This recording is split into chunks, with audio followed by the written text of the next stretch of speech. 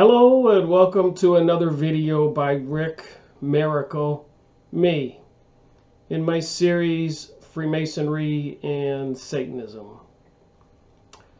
I purchased a new computer, hence I have a new video system, so I'm curious to see how well it works. It is January 13th, 2019. And I've been paying attention to videos on YouTube and doing other research while paying attention to certain things in the news. And I must say, it's a bit confusing, perplexing, concerning. What the heck, WTH, is going on? What the heck is going to happen in the future? And what the heck happened in the past? So I try to figure it out. Share the information. Just got this book in the mail. The Sun Thief. Look at those spray lines in the sky. By Kara St. Louis Farrelly. And I've been reading it. It's interesting. People she was involved with, her family. People who wanted to do weather modification, weather control, geoengineering, and so much more. The personalities involved. People who were quite, I guess you would call them evil. Evil genius scientists trying to change the world or recreate the world. The Sun Thief. So I'll be making a video on this book soon. Been reading this book, Weapons of Mass Deception. The Uses of Propaganda in Bush's War on Iraq. So what is the truth? Sheldon Rampton and John Stauber, authors of Trust Us, We're Experts. So here's Bush in the background being the movie producer, saying to a couple of these Arabs, I will wait to overthrow your decadent regime until the Americans are defeated, infidel. And the other one says, great, and I won't send you and your followers to paradise quite yet. So getting the Iranians to fight the Iraqis, etc. And here's Bush in the background saying, cut, guys, if you can't do better than that, the audience is never going to believe this script. From the top, and remember, you're supposed to be buddies.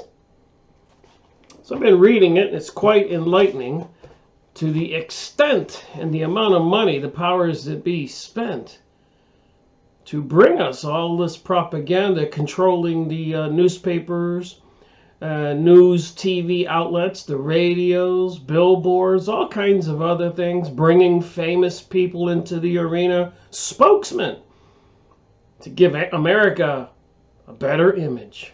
So they even used some Arab sports figures, trying to show them having a good time in America. America is the great country, the melting pot of the world. Meanwhile, what is really going on all over the world?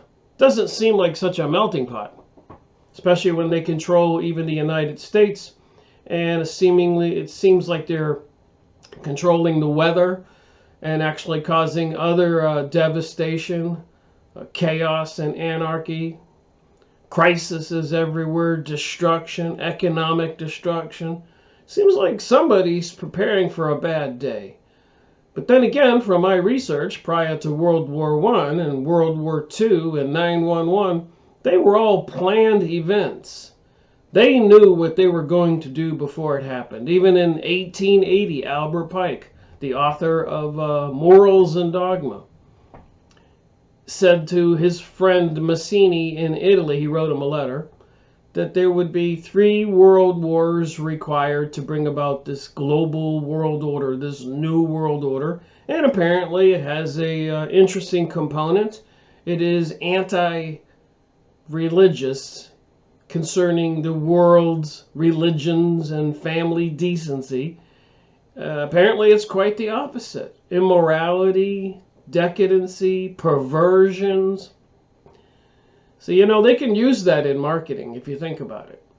Telling people in America, don't believe in Christianity and Jesus. And yes, those Arabs caused 9/11 and we're going to blow them to Hades and all this other stuff. And then Americans are out there having women's marches, gay pride parades, and all these other events. And they're filming it on TV and showing it to the Russians or the Chinese, those populations, and saying, this is what America looks like.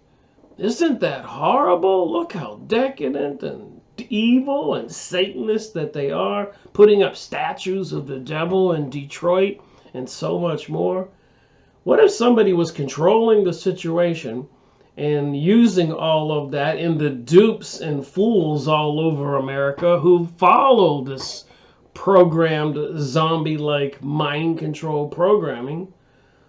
We just go along with whatever they tell us. We believe whatever they tell us. I wonder if that'll cost us. I wonder if it already has cost us a huge amount. Are we this close to some kind of collapse of the system? I'm watching all those videos on YouTube, and apparently they're using accounting systems to bankrupt all the cities, probably bankrupt the Social Security and retirement plans, and eventually bring the system down and tell the people it's your fault. You were part of this industrial revolution and putting all the CO2 into the air and destroyed the water supply, the food supply, the animals, birds, trees, everything. You did it. And now everybody's going to have to pay the price. Everybody's going to have to get microchipped. We have computer systems online now, 5G network, microwave transmitters, facial recognition systems, smart computer systems in our vehicles, our refrigerators, our meters on the back of your house.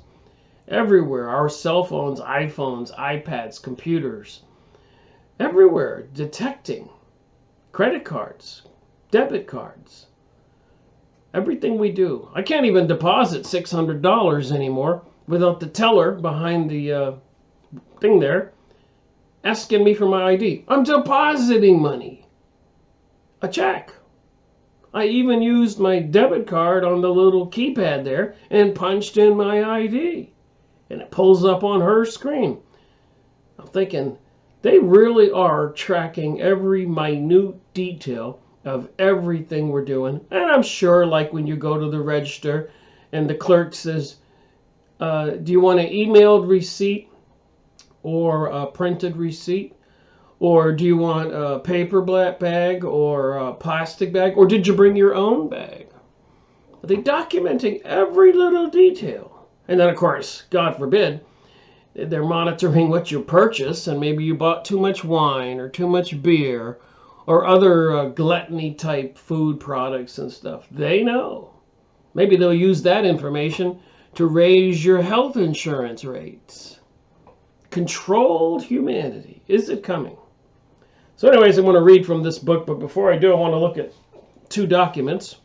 I've been watching Deborah Chaveras and Dane Wigington, Alex Jones, and Bill Deagle, and so many others, just kind of surfing the YouTube and the internet and just to get the voice, trying to hear what's going on out there.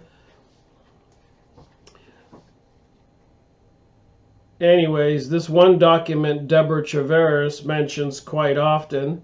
I would highly suggest people go look it up.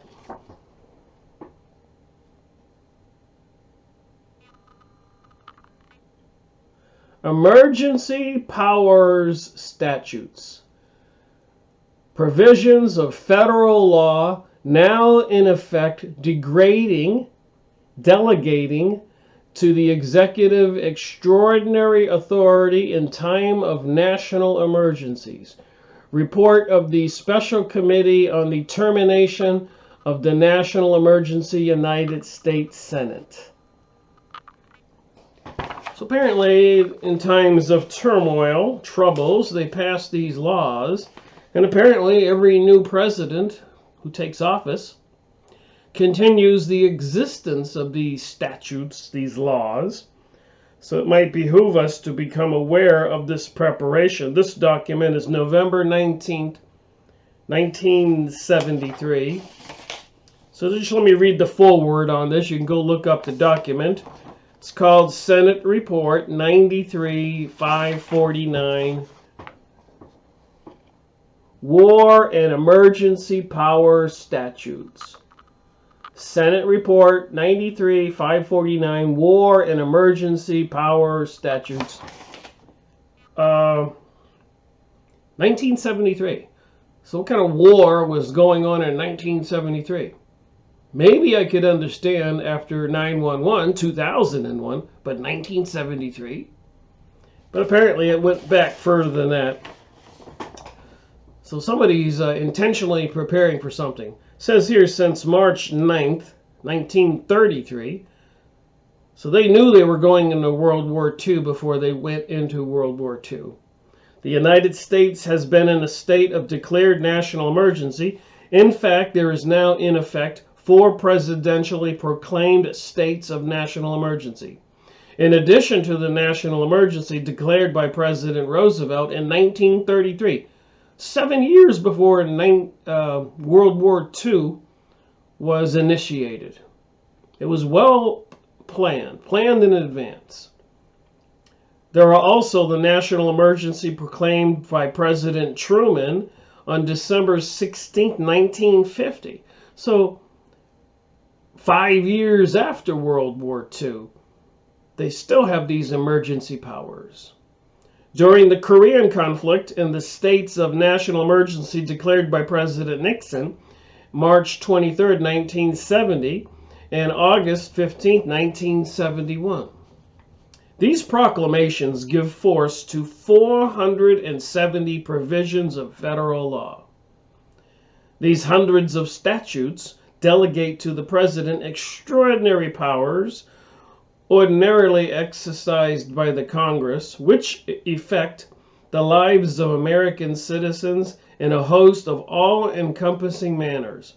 This vast range of powers taken together confer enough authority to rule the country without reference to normal constitutional processes. Under the powers delegated by these statutes, the President may seize property, organize and control the means of production, seize commodities, assign military forces abroad, institute martial law, seize and control all transportation and communication, regulate the operation of private enterprise, restrict travel, and in a plethora of particular ways, control the lives of American citizens. So anyways, you can go online and find this document and print it out. I got about 15 pages here. So the laws are on the books, and a lot of people on these talk shows, on YouTube videos, are mentioning this over and over and over again. And recently I pointed out this document, which is December 2018, less than a month ago.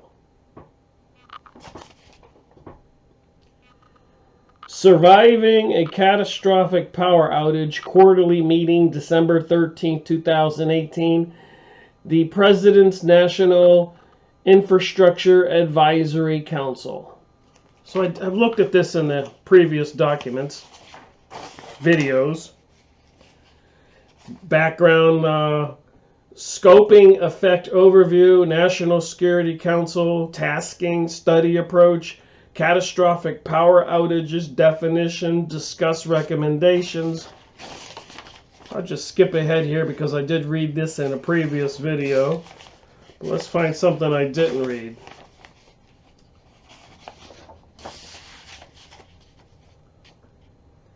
What is the nation's readiness to prioritize and coordinate resource sharing among federal, state, and private entities during a catastrophic power outages that will mitigate cascading impacts across the lifeline functions. To what extent are regional and national level vulnerabilities to catastrophic power outages understood, and given the diversity and complexity of North America electric generation, transmission, distribution, and storage configurations and markets? So I always wondered, why in the heck would they tie all of these power transmission facilities together? So apparently they can crash it all instead of having them somewhat just for certain areas. Somebody wants to bring down the whole grid and not just a period, one over here or one over there. Just like in the computer systems, the banking systems, the food supply networks, and everything else. Even with the stores, there isn't all the mom and pop stores anymore, the big marts and the big depots. So they control everything, preparing apparently for this global world order. So it makes you wonder, what will they do to bring it about, and how will they convince the people, as I've been watching on videos on YouTube with Anonymous or Q and many other peoples, telling people that when all of this happens, just stay at home, support your police, support the military. Go buy some supplies right now, some food, some water, some toilet paper, the things you need. A lot of videos on YouTube are suggesting we prepare. And they publish documents like this. And then we know they have laws already in place that gives them the right to take over the country and bring us a global world order, martial law, and enslave the people, going door to door like they've done in the Boston bombing or Katrina and so many other situations. So they've been testing this stuff. Even in 2015, they had Jade Helm 15. So does anybody really believe they did all of this for naught, for nothing? Is something coming? Have they planned it like they planned World War I, World War II, the French Revolution before that, the Bolshevik Revolution, the Chinese Revolution, the Rainbow Coalition, the gay marriage, and all that social conditioning? I remember in 2008, I've mentioned this before, I was driving from Florida to Maine. I purchased some property up there, and back in 2008, the crazies were all over where I lived in Florida. Crazy, evil dagger, dragon tattoos and body piercings where people were flickering in the sun. And people generally, a lot of the people were looking like Pokemon and all kinds of weird stuff. And the chemtrails I noticed going on. And most of my family and friends wouldn't talk to me when I wanted to discuss and tell them to look up and say, do you see this? Do you see what's going on in the sky? And finally I said, I don't need this. I'm getting older. I took some money, went up there and bought 55 acres in Maine. And guess what? The same freak show and activities and protest on the corners and all of this was in Maine. There is no place to run to. There is no place to hide. There's no place to go. And I've said this before, and I'm not the only one. I heard somebody else say it recently in a video. That wall between the United States and Mexico is probably not to keep Central and South American citizens from coming into the United States.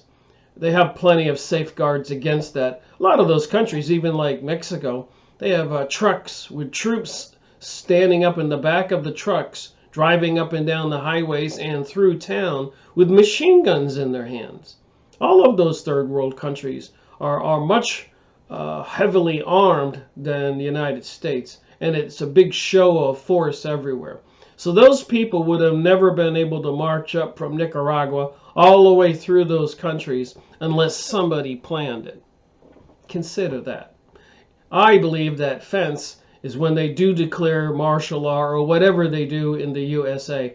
They do not want millions of United States citizens trying to flee south of the border. So where does the power outage incident annex to the response and recovery federal integrity operation plans fix with the context of public-private preparedness activities?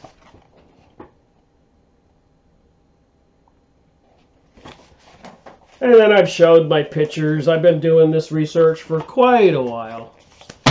People watching my videos.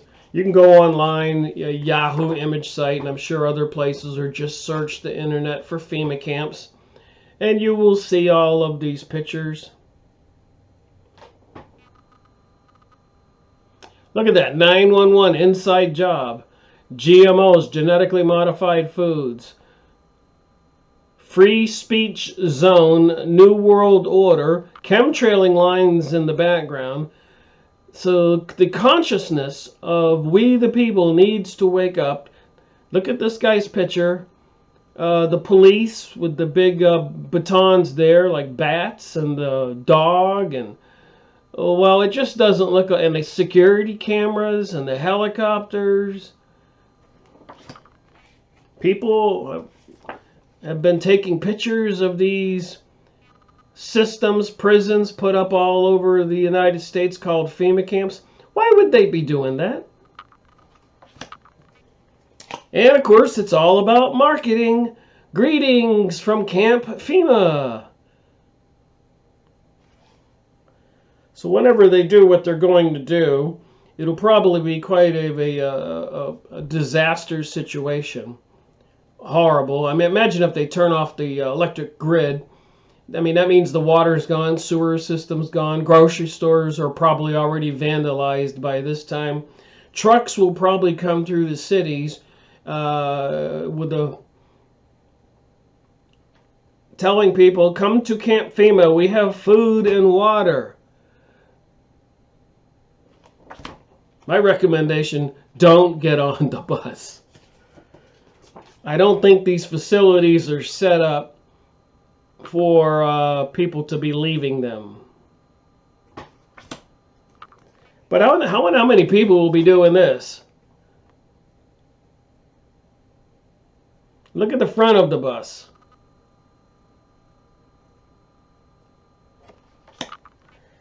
What do people believe? What about, I've said this before, what about the people who take pictures of these coffins in fields all across the country? What is the truth? What should people believe? Jesse Ventura, do you trust him? He went to these facilities. He was asking questions. So a lot of people have been documenting this. You can look it up on the internet. I wish you would. And get your head straight. What would you do if they brought down the system? Are you prepared? And I'm not trying to be a fearmonger like they are.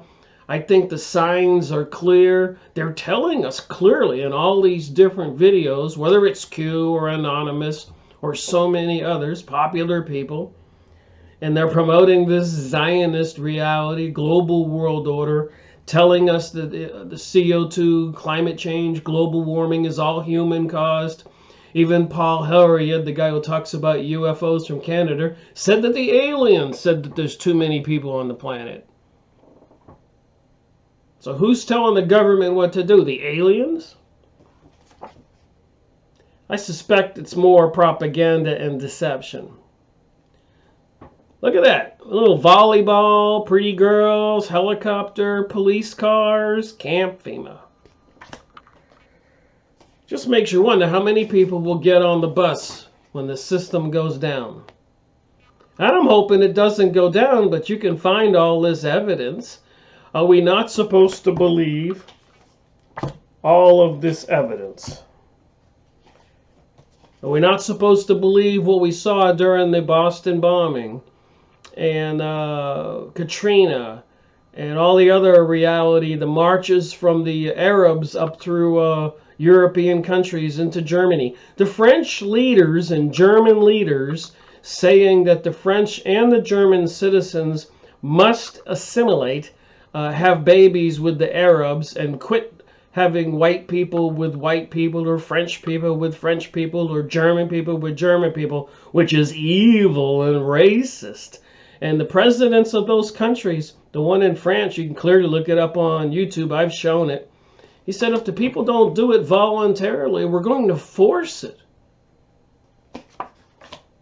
How bizarre. So apparently there is some big plan. They even have these trains, apparently, for people. Now, who would go build trains like this? And apparently a lot of these FEMA camps, even one up in Alaska, sort of like an American Siberian prison. Here's the Church of Christ. Beware of the FEMA death camps. The Jews thought it wouldn't happen.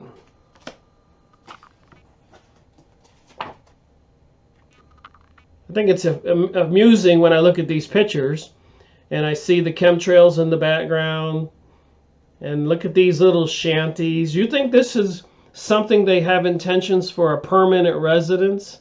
And the guard towers and the barbed wires angled in to make sure the people can't escape. So they are worried about maybe millions of Americans fleeing to the south, but they got a fence they're putting up. And people are actually siding with President Donald Trump, saying they want that fence, believing it, what he's saying. Coffins here, when I believe there are much more effective ways to controlling the border. Electronic cameras and just staffing up some more troops down there, or guards. You can employ a bunch of people. Certainly a lot of people, instead of spending 20 billion, 5 or 6 billion a pop. Did you know that this 5 or 6 billion that President Donald Trump is trying to get right now is only like 1/4 of the money? And every year they'll be needing another 5 or 6 billion. And I'm thinking, well, you know, for 1/10 of that money, you could put a lot of guards down there and four-wheelers and weapons, and it's not that big of a situation in the other countries, Mexico, Costa Rica, and all along the Central America could be policing their own borders, but it is a contrived, planned event. Make no mistake about it. And here's a picture here. Does that look like somebody going through a border? I didn't make these pictures. You are now entering America. Those with no chip merge right. The sky has got sprayed lines, cameras everywhere, the all-seeing eye. Look at the barbed wire fences on both sides of the interstate. That's not, and those fences are bent in towards the highway to keep people from leaving the highway. I wonder if the fences down there in the Mexican-U.S. border will have the barbed wire leaning in so Americans can't get out. And the camera systems. So it does seem like something really weird is probably going to happen if we allow them. And apparently they have divided the country into 10 different sections. The FEMA TSA cage. No one leaves the country. This picture is a couple years old, so I guess I'm not crazy for saying that fence between Mexico is to keep people in. FEMA U.S. prison camp illustration, nationwide martial law plan, Homeland Security. And this, I probably printed out this batch of pictures 5 years ago, 4 years ago. So what are we to believe? Seriously.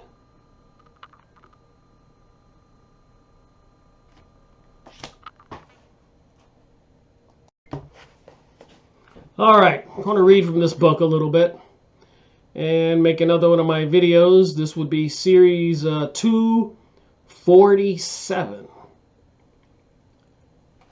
Weapons of Mass Deception. So I've been reading it, and as you know, I read and I underline and highlight. And I'm going to read from where I started here. I obviously can't read the whole book, but this particular chapter I've been reading is called Branding America. And these are just little pieces of the puzzle when I go do these book reviews, weapons of mass deception. You got to realize you can't believe anything in the news.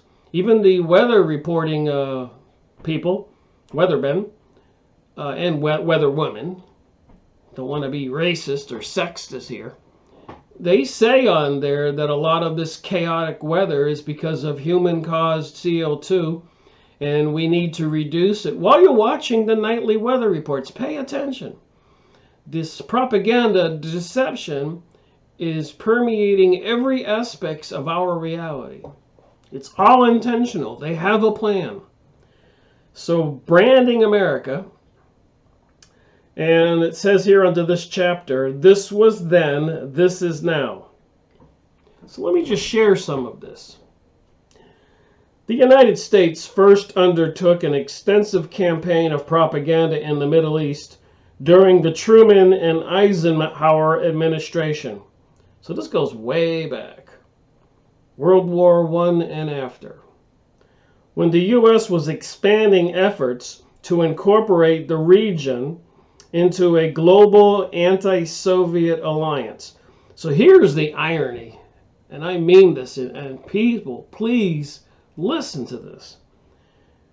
The global anti-Soviet alliance. Global anti-Soviet alliance. And right now, President Donald Trump and all the other world's leaders are global pro-globalist with the Zionist leading it. They are all pro-Zionist. So who was the Soviets back then, the communists? Those were the Zionists, the Illuminati. So this is propaganda. So they're using the media and all that other propaganda to have the whole world incorporate the region into a global anti-Soviet alliance. So they were proclaiming all the communists, Zionist, Illuminati, as evil entities. And now these evil entities, these Zionists, these Jewish political PACs, Anti-Defamation League, and all these other organizations are in charge of the world and even controlling and selecting our U.S. presidents and everything else. So what they were warning us in the past that was the enemy is now the people that they embrace, that they're giving control of the world to. And don't believe me. Use your brain, look stuff up. I've made a lot of videos, and listen to these words here.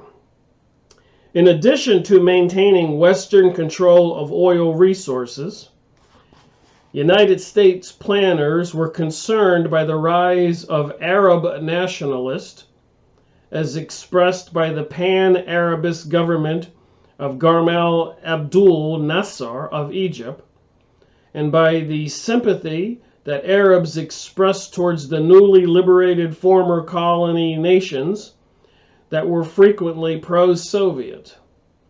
Sympathies that fed anti-Western sentiments and the resentment of Israel. So they had a lot of work to do, because after World War II and after that, a lot of those countries that managed to escape the influence of the Soviets, i.e. the communists, i.e. the Zionists, the Bolshevik Jewish Revolution into Russia, and that's all supported by the banksters, the Illuminati money supply, and the Freemasons, not the lower level peoples, of course, our cousins and uncles and fathers. There's plenty of evidence to show that they're all just dupes, and they recruit all those peoples into those cities, and they're hand-selecting people to rise up, and most people just use it for business connections and don't have a clue what's going on. I think that's been proven over and over, and even many of the Masonic writers have exposed that, even Albert Pike. All right. The National Security Archive, the NSA, a non-profit organization that publishes declassified U.S. government documents, has compiled an electronic briefing book edited by the NSA, the National Security Archive. Analyst Joyce Battle, which details many of the early U.S. propaganda activities in the Middle East beginning in the 1950s. So just think about that. This is 2019. So almost 70 years these people have been using psychology and propaganda campaigns, hiring a lot of the successful campaign companies, certain individuals who have done great jobs in marketing cereal to American children, and even, I guess, marketing that genetically modified foods are harmless, or cell phone radiations are harmless, or fluoride in the water is harmless. They do a lot of work and pay a lot of money to get the message to the people that even that Christianity is outdated, and Christians who are against pansexualism, transgenderism, homosexual marriage are actually haters. This is all marketing material for these people, and a lot of people are buying it hook, line, and sinker. So back in the 1950s, they were trying to persuade the Arabs that America loves you, and we are going to change the world and free the peoples of the world. And it doesn't take a rocket scientist or Sherlock Holmes to see that that didn't happen, and is not going to happen, and is not about to happen. They even have maps now, please go look this up, for Greater Israel, fulfilling a biblical prophecy from the Iraqi Euphrates to the Egyptian Nile. Just look up Greater Israel on the internet. See all the maps and the pictures and how far back it goes. Each picture on Yahoo image site has a website link to it, so you can read all the details if you're not convinced. A lot of people don't know this stuff. So anyways, Joyce Battle, her report details attempts to influence Arab opinion using methods including books, movies, newsreel, pamphlets, posters, magazines, radio, music, schools, libraries, person-to-person exchanges, and religious appeals. Does anybody doubt this? A U.S. National Security Council report in 1952 said that aid programs should be designed to achieve psychological objectives. Aid programs, i.e. food and maybe oil for heat, water. So you first of all have to deprive people of those things so they will appreciate receiving them. You have to take control of the situation. Think about that in the USA here now. In these documents here about preparing for the grid to collapse. They need to create a need, then they need to create the buses to take you to a FEMA camp. All those pretty girls and volleyballs. Wonder how many people will fall for it. Probably the 85% of the people that are not aware of the conversations that I'm having and many other people are having on YouTube videos and magazines and websites, even lectures in cities. But you really don't know who to believe. Like I said, the one with Paul Hellard about the UFO and alien disclosure, and him saying clearly that the aliens have advised the national leaders that the earth is overpopulated. So do you suppose they have to do something about that? Even in Georgia, USA, they have those guidestones that say they want a 500 million worldwide population. We have 6 billion people or more. So do you suppose they have to do something about that? And how will they do something about that? Possibly could they use this the sun thief? And I was watching another video on the internet this morning, and this one guy in Washington State is saying that his maple trees are cracking in half and falling over. Never happened before. And he made a video on YouTube, and he believes it's because of the stuff they're dumping in the sky. The chemicals are destroying the trees. And he's been in the maple tree business for his lifetime. He's never seen this. And now on his property, 25% of the trees are all dying, cracking in half. And anyways, when he made the video, a lot of people sent in videos and saying it's happening all across the country. And there's a lot of other people who have reported on this. And if I heard it one place, I really wouldn't buy it. 2 places, 3 places, I don't know.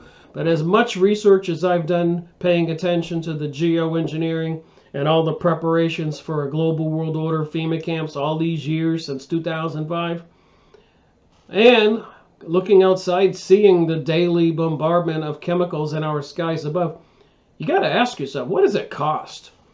And of course, those chemicals, heavy metals, can't be harmless.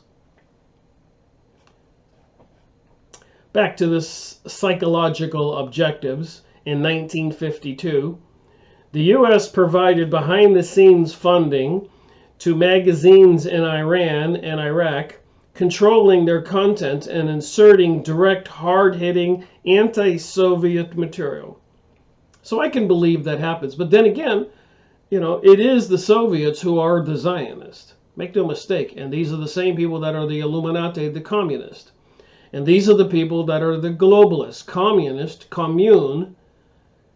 Everybody lives in a global world order, new world order. Even George Bush, 1996 in his famous speech, was it September 11th or was it 86?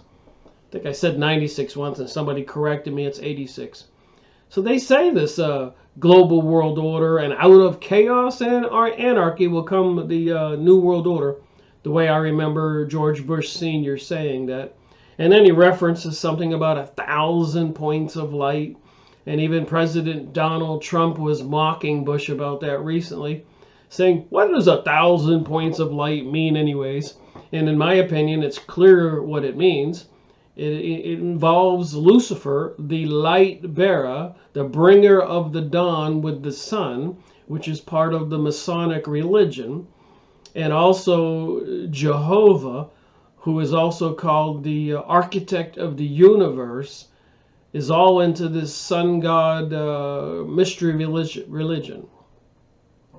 I'm reading a book on this right now. I'm about halfway through, and I'm learning all the details on how it involves geometry and astrology, astronomy, all that stuff. I'll keep pressing along here trying to figure out WTH. So anyways, in this book, Weapons of Mass Deception. If anybody doesn't believe it, go get the book. It's packed full of information. 239 pages. In Iran, the American embassy planned to disseminate books on contemporary history, political philosophy, and fiction, going out of its way to ensure that publications would bear the publisher's name and have no obvious connection to the embassy. In Iran, Walt Disney was approached to see if he would, as a patriotic duty, could be interested in preparing such a film that could be used to defend democracy. Now let's talk about democracy for a second. The rule by the majority. You know, honestly, it sounds like a good thing. But if the information fed to the majority is false, and the majority wins and votes for particular issues, then the propagandists, the people behind the government, with control of all the newspapers and magazines, all these things I just read, would be actually controlling the outcome, how people vote, because the people were fed bad information. Like a computer, bad information in gets bad information out. So it's all intentional. So when you talk about democracy and you have a bunch of people, and there have been, what do you call that, dumbed down, where they've infiltrated the education system, and then all the propaganda and magazines and Pokemon chips and all those monsters you see on the graffiti on the buildings down by the tracks and warehouse and trains and everywhere, in the now publicly on the sides of buildings when you approach major cities. This is all one huge mind control event. Quite huge. You can look around and see it. If you want to see it and you don't want to admit it, not a darn thing I can do about it. But drive into a city like Albuquerque in New Mexico, and whole sides of buildings have this New Age graffiti. Even in the city I live, when you drive under the interstate, the columns and the walls of those bridges are all painted with that art. Take a long look at the art and pay attention to these details. And listen and watch all the anti-Christian rhetoric and people who believe that men and women should marry each other, not men and men. Or, they get mad and call you a racist if you think that, you want to continue with the culture as whether you're German or British or whatever. And you don't want them to force brown or black people or orange people, yellow people, red people into marrying each other, like they say, and diluting and eliminating any purity races or cultures of family values. Then they demonize you. And I'm not a white supremacist. I think that Germans were great. The people in Ireland were great. Scotland were great. The people in Kenya and Africa were great. The people in China were great. But when people took over their governments, the people in Vietnam were great. Mayans, Mexicans. But when people go in there and try to control them with trucks driving down the interstates and in through the cities and the neighborhoods with machine guns and cameras on every corner in our cities now, and microchipping children, I get concerned and I say we all need to pay attention. But that's just me. Back to the book. In Iraq, embassy staff even wrote their own cartoon script featuring a scary bear. So they're demonizing the Soviets back then, symbolizing the Soviet Union. So that's part of this is called the Hegelian dialectic. A lot of writers have written about this, where they try to divide society, communities, and countries for the ultimate game of the two parties destroying each other. And ultimately, these globalists will be the controllers of our reality, and all these sophisticated technology systems will be put in place. It promises to be quite a bizarre situation. Certainly an adventure and exciting time to live on planet Earth, to have to battle to survive like the Mad Max movie or the Hunger Games movie. What an earthly experience that will be. So they were saying they were doing all this propaganda, Soviet Union menacing prehistoric humans, posters disseminated by the U.S. Information Service depicting a greedy red pig with a communist hammer and a sickle for a tail.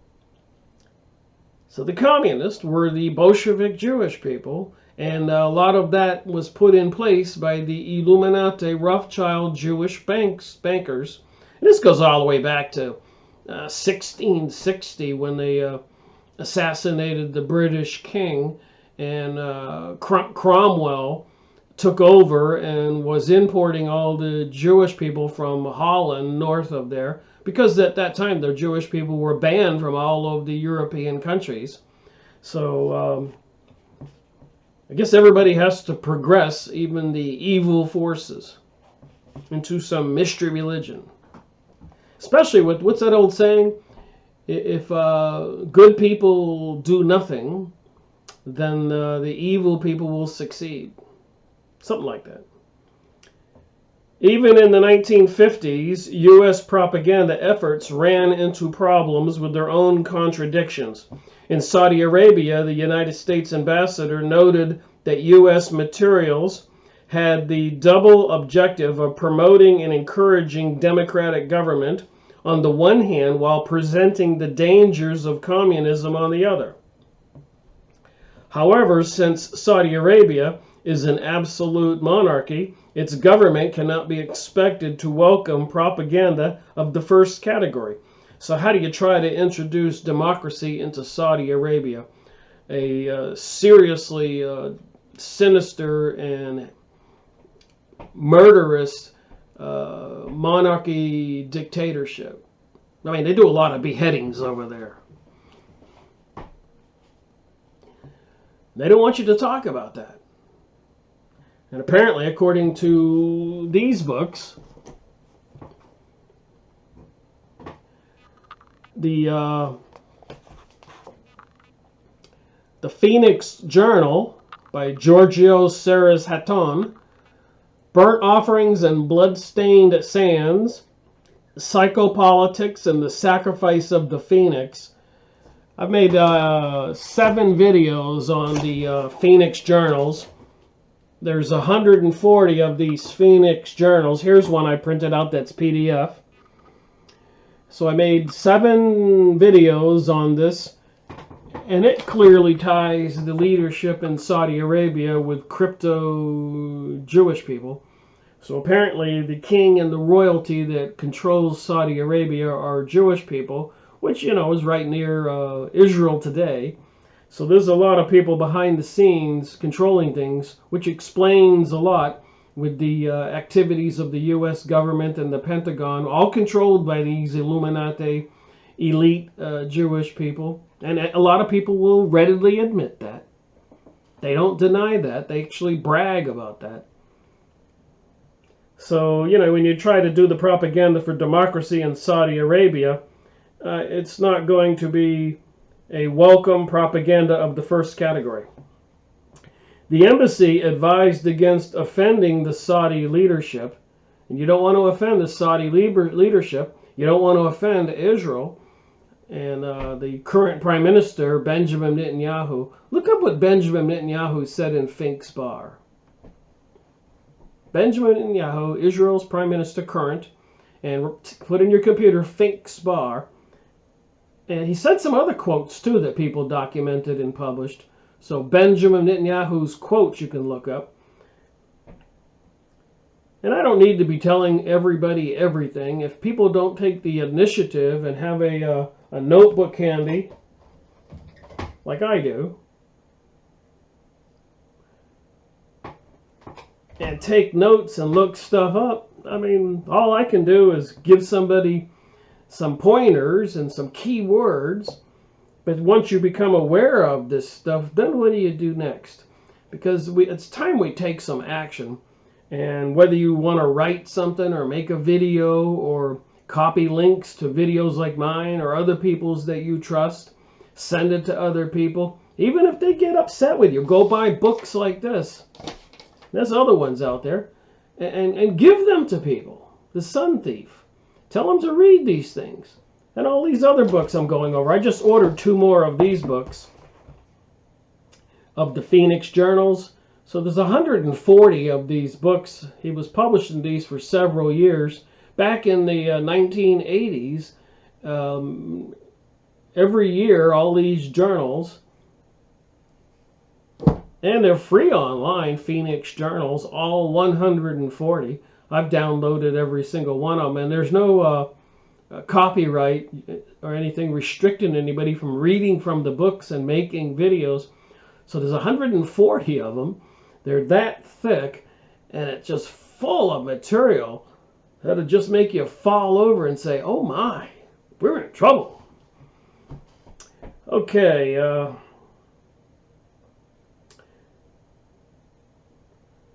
back to this thing here. The embassy advised against offending the Saudi leadership in order to obtain Saudi cooperation internationally and to protect the United States oil investment.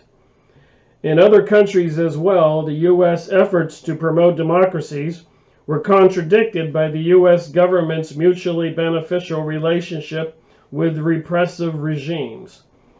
So I think Israel right now is one of the most repressive regimes out there. And apparently they're totally in bed and in control of the United States and the banking system. And apparently with all the stuff I've showed, FEMA camps, surveillance systems, chemtrailing, microwave transmitter towers, legislation passed, and so much more, they're preparing something very evil for America and probably Europe and the world. But for years, America stood as a leader in defense of the world. But apparently that has been turned around. But not according to the propaganda. You'll hear the population, the politicians and the main street media tell you. And anybody who speaks up, they're going to accuse of being a Jew hater or an anti-Semite or racist if you, or a Christian hater if you're not going along with pansexualism. Sometimes U.S. support for anti-communist propaganda actually helped feed the anti-Israel and anti-American sentiments that authoritarian regimes in the region sought to exploit for their own propaganda purposes. So apparently some of these leaders have their own goals, missions, and propaganda campaigns, and if they don't coordinate with each other, they can be confusing to the populace. In Iraq, the U.S. supported anti-communist program focused on schools and universities. The U.S. Information Service helped the Iraq regime of the day spread the anti-communist message by alleging links between the communist and the Zionism. So the U.S. Information Service, back then, was publishing material with links between the communist and Zionism. So this isn't me, right where my finger is there. Reflecting the feeling of the Director General of Propaganda that this is the best anti-communist approach. So if they're trying to get everybody to be anti-communist, that's also the same thing as globalist. So we should be anti-globalist. And it's also, the communists were created by the secret mystery religion, Kabbalistic, Zionist Jewish people. So we should be anti those people and not all Jewish people. A lot of Jewish people who do not follow the Kabbalah or the Torah or the Zohar or the mystery religion of Babylon, i.e. witchcraft. A lot of Jewish people have been fighting that, and you can go on YouTube or Yahoo image site and put in Zionism and see all the pictures of Jewish people protesting with big banners that Zionism is not Judaism. So a lot of Jews are trying to separate themselves from the word Zionism, but the powers that be, the governments like President Donald Trump recently, saying that the United States recognizes Jerusalem as the capital of Israel, and rabbis teaching the children, you can go on YouTube and see these videos, that soon they will blow up or somehow get rid of the Dome of the Rock, the Arabs, one of the Arabs' most holy sites, which sits on the ruins of the ancient King Solomon Temple. And the rabbis in these videos that I was watching is telling the students that once they do, they will rebuild King Solomon's Temple, and it's not very far away, and that they will enslave and control all of the Arabs and the peoples of the world according to the protocols of Zion, and 100 other books that I've made videos on. This is 607 or 608 video I'm making today. So I've made a few. I've been doing this for 14 years, researching, making videos since 2013. So back to the book. A memorandum from the U.S. Embassy in Baghdad noted, however, that since support for Zionism is also linked in the public mind with the United States. So they get caught in these traps when they admit that communism and Zionism are the one thing.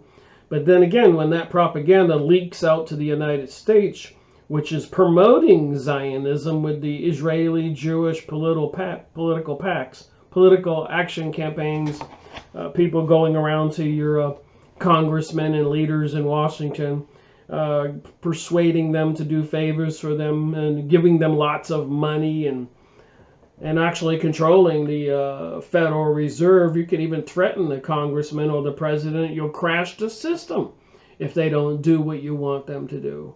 That could be the case. It probably is the case. numerous American presidents have been assassinated because they didn't want these peoples controlling the USA money supply. Abraham Lincoln. Others during the 1880s. 1850 to 1900. When the people who were controlling the USA money supply, the corporations, when their charter was revoked, they weren't happy at all. And they were controlling the banking systems in Germany and Britain. I think they did that one in 1660. And even the British government and parliament was even, the seats were filled with Jewish people. And a lot of the Jewish people that sat in those political seats took Christian-sounding names and fakely said that they were Christian. That's called crypto-Jews. And according to my research, there's a plethora of those people out there. And so who knows about people who pretend. Even one famous person, a movie star, who I would have never have guessed was Jewish. Not that there's anything really wrong with Jewish, long as you're not, of course, into the synagogue of Satan Jewish, like Revelation 2.9 and Revelation 3.9 in the Bible says. So are we supposed to believe the Bible? Even Jesus speaks to the Pharisees that crucified him, that ye are of your father the devil, Satan. So is the Bible true or false? And according to the propaganda, weapons of mass deception, a lot of people will try to convince you that the Bible is false, including numerous videos I've been watching in the last couple days.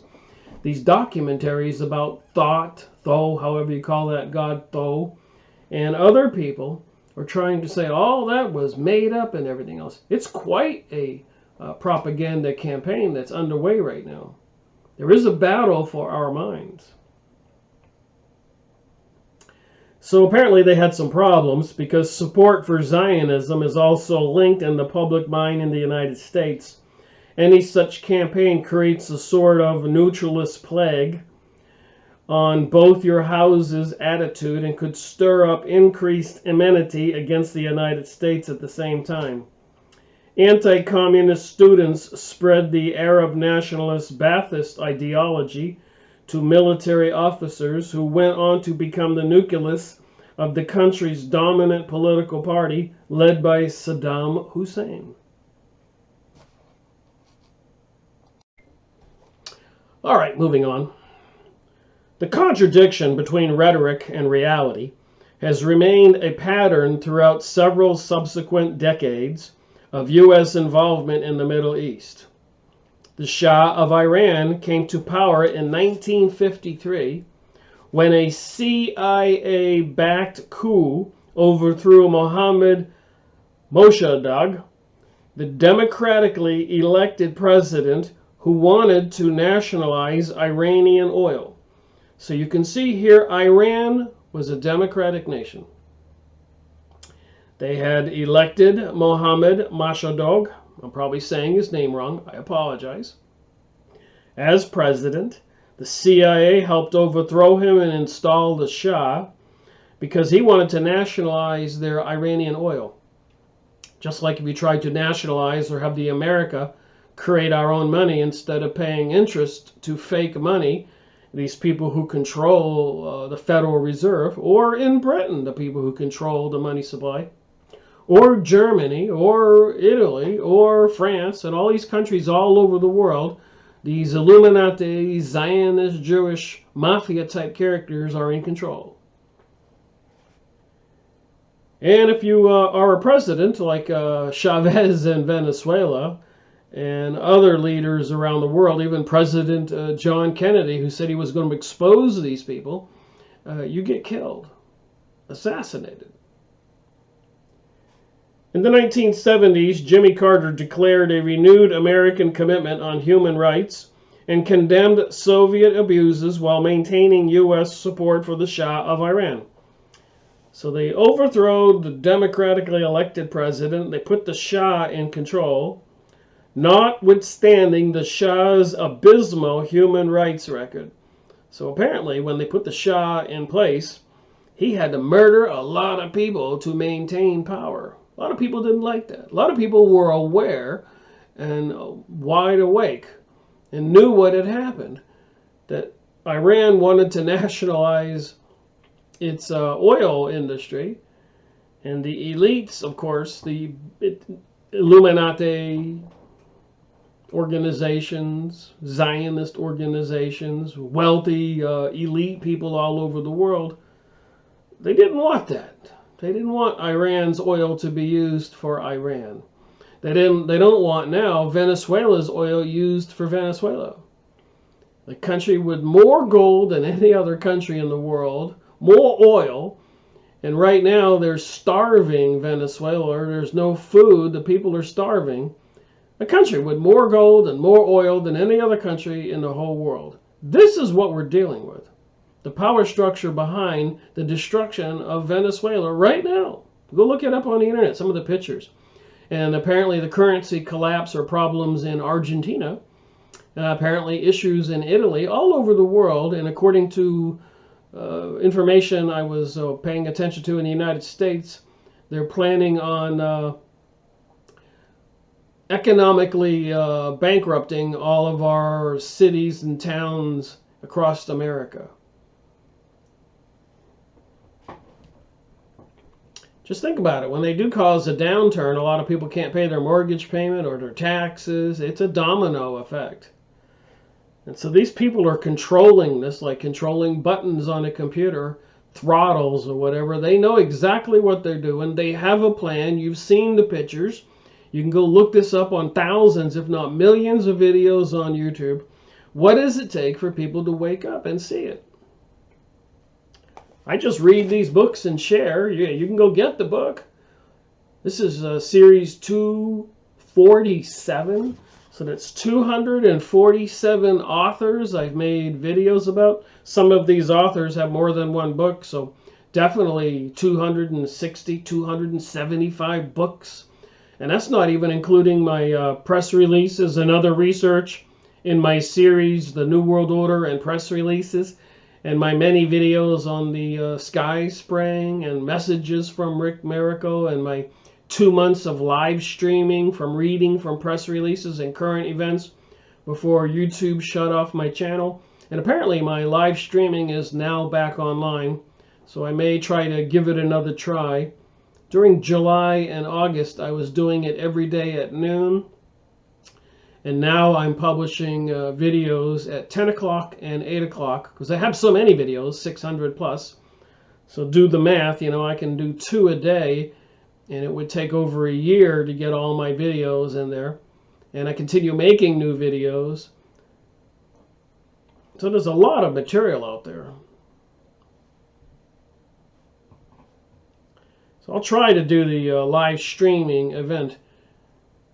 And I'm thinking when I do it randomly, I'll do it at the 10 o'clock slot or the 8 o'clock p.m. slot. So whether it's a re-released video, or a new video with the premiere, or the third choice, if I have the planning and the work done, a live streaming 2-hour event. So if I mix it up, I should be able to do it. Notwithstanding the Shah's abysmal human rights record, under the Carter administration, U.S. arms sales to Iran actually accelerated. So right now they're trying to demonize Iran. And some people on some of those videos I've been watching that are saying President Donald Trump recently announced that he was pulling the troops out of Syria. Some people are saying they're preparing to do something to Iran. So back a few years ago, when they ousted the democratically elected leader and put in the Shah, the Carter administration, arms sales were actually accelerated, while Carter reaffirmed his personal loyalty to the Shah, this guy who was murdering a lot of people, torturing people, through high-profile state visits, publicly praising Iran as an island of stability in one of the most troubled areas of the world. And now Israel and even America and other leaders are trying to demonize Iran. All this propaganda, stuff in the news. What are we to believe? That's what this book is about here. Weapons of mass deception. calling the Shah a great leader who had won the respect and admiration and love of his people. Yet, as Amnesty International stated at the time, Iran under the Shah had the highest rate of death penalties in the world. So what do the powers that run America really want? Praising this guy who's killing more people than any other leader in the world, supplying him with weapons. And apparently, now Israel has nuclear capabilities, getting more weapons from America. I've been going over this. Years ago, they were sent a bunch of Patriot missiles. Apparently, the president years ago, this other book I've been reading,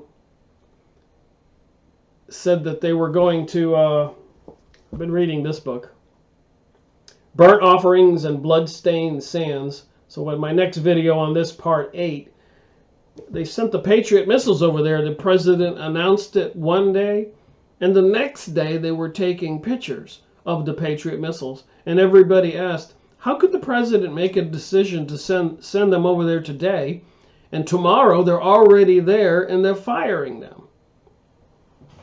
Of course, they pre-did this. They probably all had them there all along. Apparently, these elite people who control Israel, the Israel Zionist leaders, along with the Illuminati banking mafia types, control the leaders and the government of the USA, and they're installing all these microwave transmitters, microchipping children, dumping chemicals in the sky, making all kinds of big mart stores and depots, putting all the mom and pops out of business. And they're even having press releases now, stories about how America is becoming a country of renters instead of homeowners. You think there's a plan? So Iran had more death penalties in the world, no valid system of civilian courts, and a history of torture which is beyond belief, according to this book. No country in the world has a worse record in human rights than Iran. The militarization, corruption, and cruelty of the Shah's regime led to a militant Islamic revolution that was virulently anti-American. So finally the people woke up, realized that their elected president had been ousted and the dictator murderer was put in charge, and the people rose up. Now those were some smart people. When Iranian students seized the U.S. Embassy and held 52 members of the embassy staff hostage for more than a year, the reaction in the United States was dramatic. So a lot of people probably don't know why. Those students now, rose up and had the 52 hostages. They weren't mercenaries or the military or the government. It was the citizens. And they had the highest death rate in the country and all kinds of torture because of this dictator Shah put in place. What would you or I do in such a situation? In any country? Would we rise up and risk our lives to free ourselves? I believe so. So anyways, now that they had these 52 members of the embassy staff hostage, how was that propaganda used in the United States? Especially when there was a presidential election looming. There's a lot of stories about how the leaders of the Republican Party made some phone calls over there and said, don't release the hostages quite yet, because then Carter will get the credit and he'll be reelected. So politics plays a very sinister role in all of this. They're messing with our minds. Televisions and newspapers played up the drama of American held hostage, the slogan, "Nuke Iran."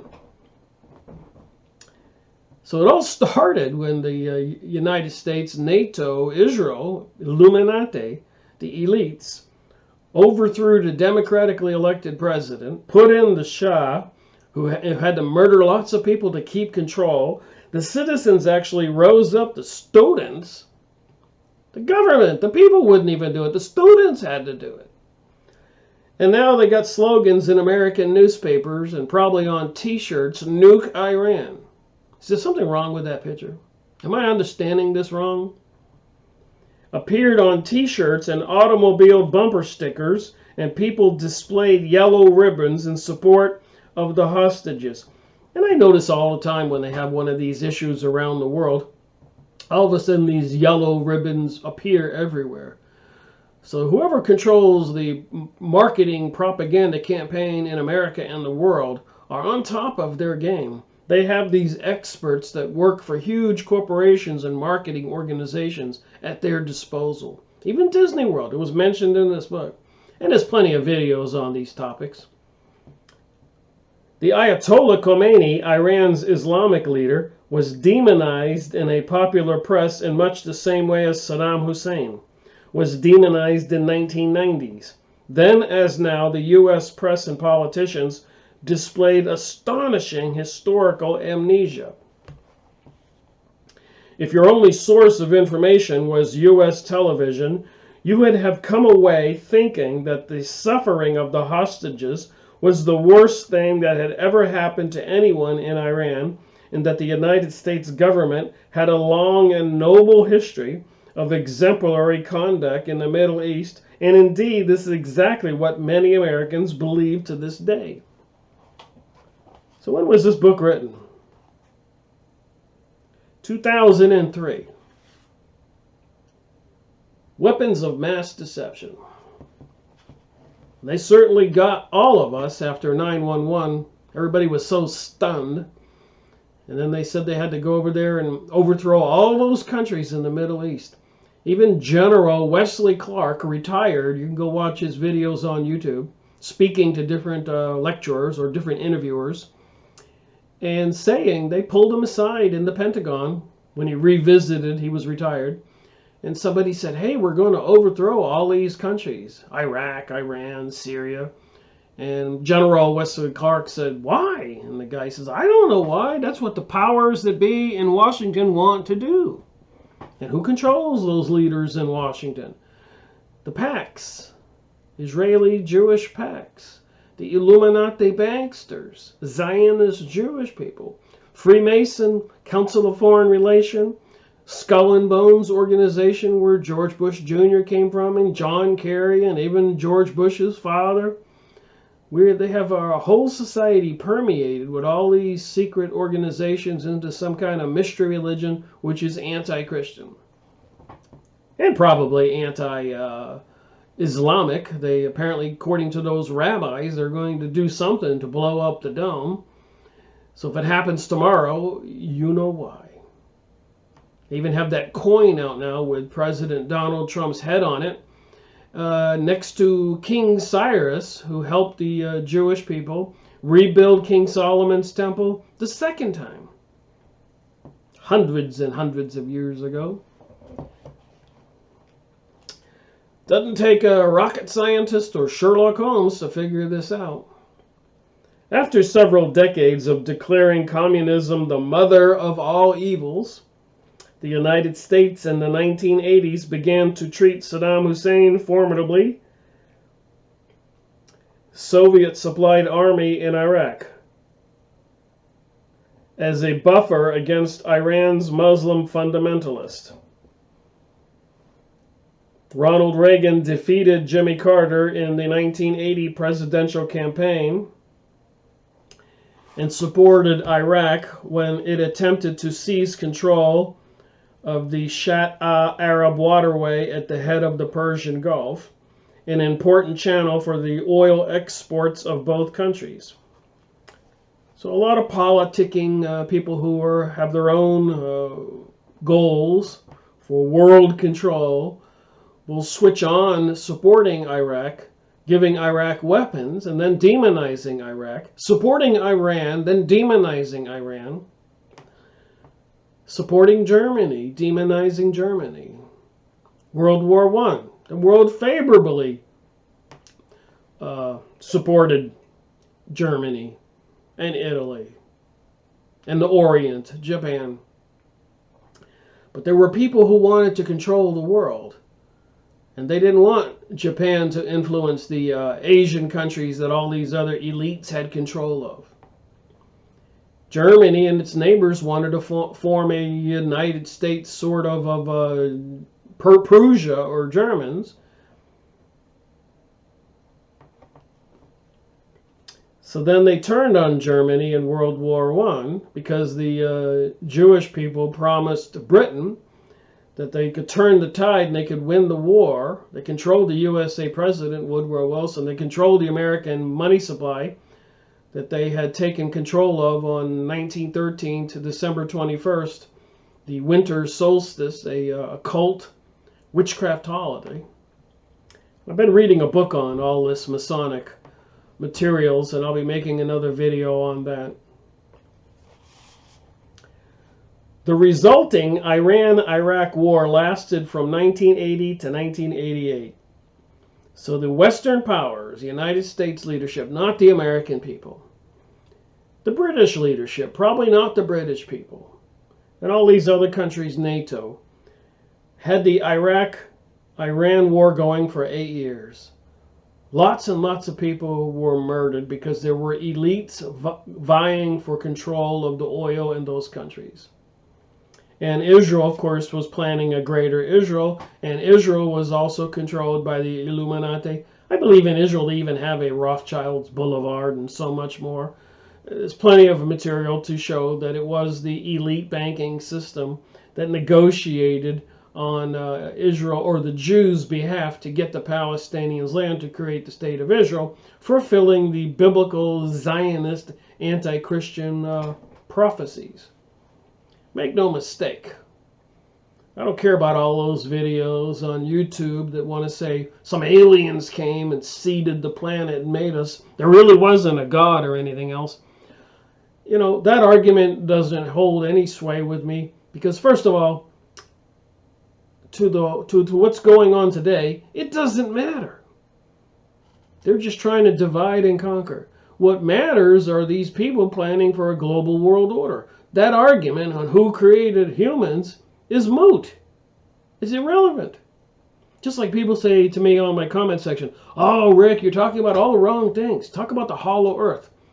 I'm thinking, what does it matter if the earth is concave, hollow, sphere-like, the sun rises, sun sets, it's supposed to rain, spring, winter, fall, summer comes, you know, we live our lives. Leave us alone. Leave the planet alone. Quit dumping the chemicals, polluting the planet. What does it matter if it is a sphere and it's hollow? Or if it's concave and there's other domes on this big flat plateau with other countries? Or if it's a sphere and there are other beings on other planets? Apparently these other beings on the other planets have caused a lot of problems on this planet, supporting a lot of death and destruction, if they did it. Which some of them claim that they did in my videos, like Barbara Marciniak's Palladians, and many others. Zachariah Stitchin's Anunnaki aliens. They're coming back, Planet Nibiru. I'm not buying it. And it doesn't matter. Because the people who are controlling our world are bringing us to this destruction. And these documents I've showed you here, where they have all this legislation to take action. They built all these FEMA camps,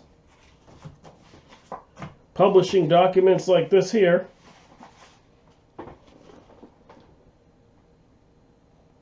Saying they're going to bring the grid's going to go down, the catastrophic power outages, understood given the diversity and complexity of North American electric generation, transmission, distribution, and they're microchipping children in California and Texas and Florida and probably all over the country, and FEMA camps and coffins and artificial intelligence software, microwave transmitter systems, wireless everywhere. I'm concerned with the here and now and the reality of what they're really doing, not all this hocus pocus stuff that doesn't matter. We know they're involved in germ warfare and other weapons, plague-type weapons, viruses, and all this propaganda campaign, like it says in this book. Weapons of mass deception. So is all this stuff part of the weapons of mass deception? So it seems, in my point of view. That's the concern. We, the people, need to wake up.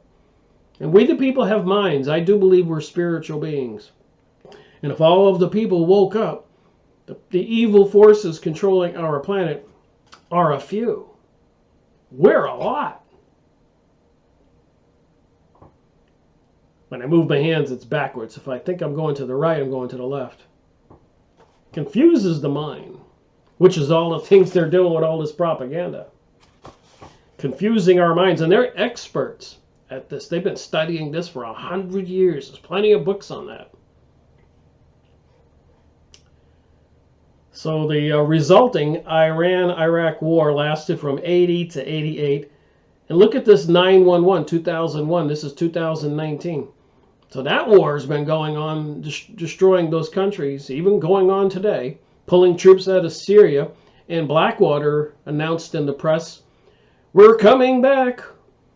So they're going to move the mercenaries back into Syria, probably Iraq and the whole Middle East.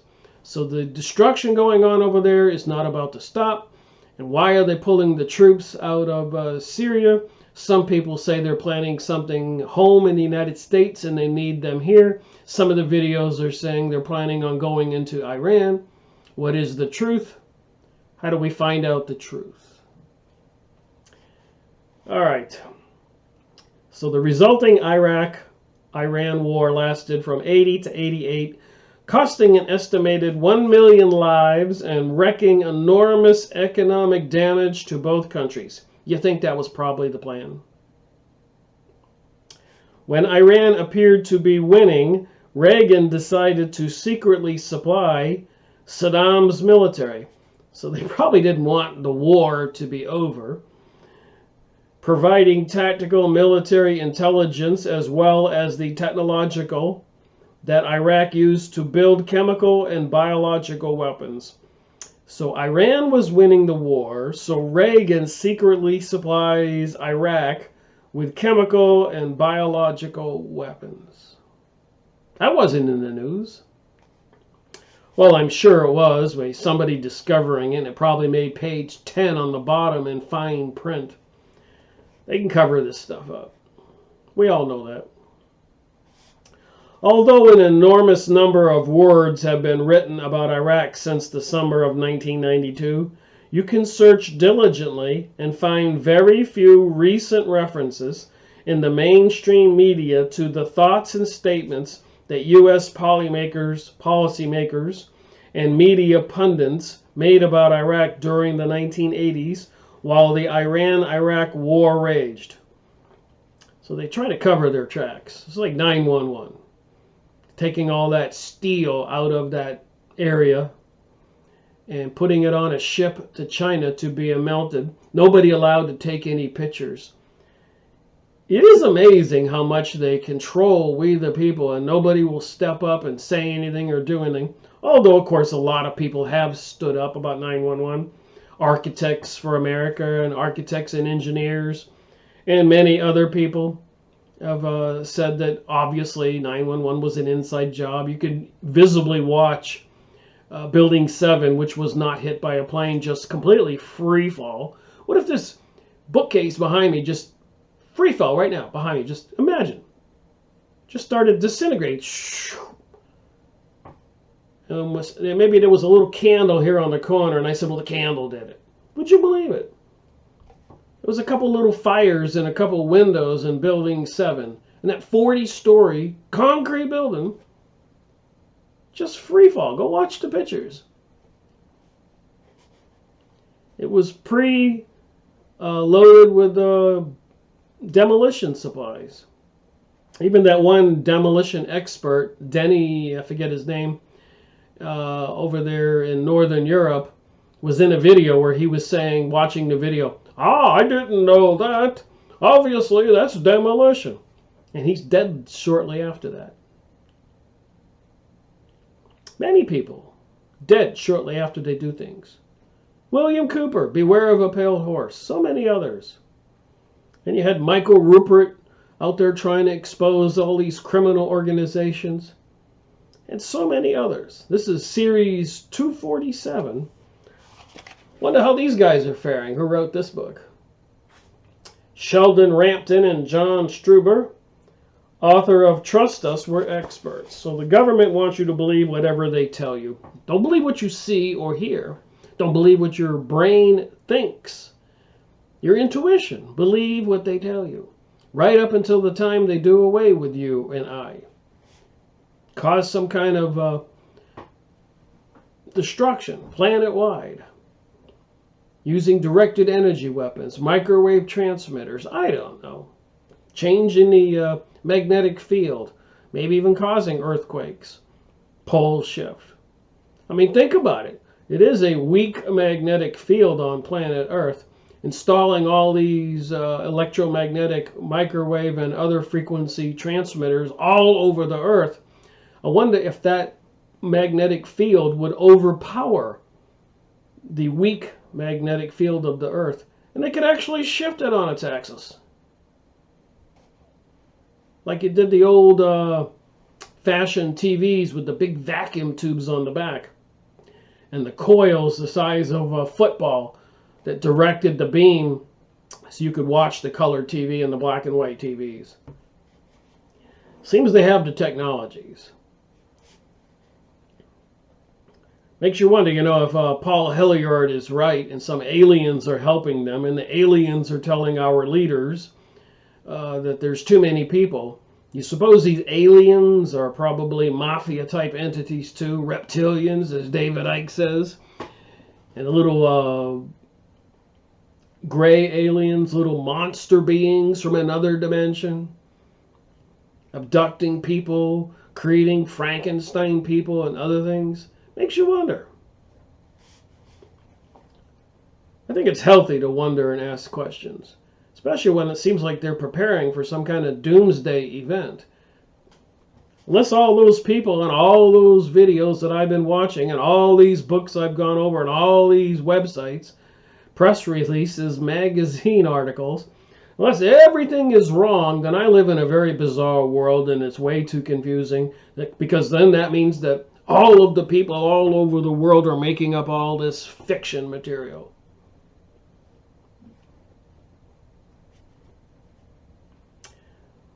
All right, although an enormous number of words have been written about Iraq since the summer of 1992, you can search diligently and find very few recent references in the mainstream media to the thoughts and statements of the U.S. policymakers and media pundits about Iraq during the 1980s while the Iraq-Iran war raged.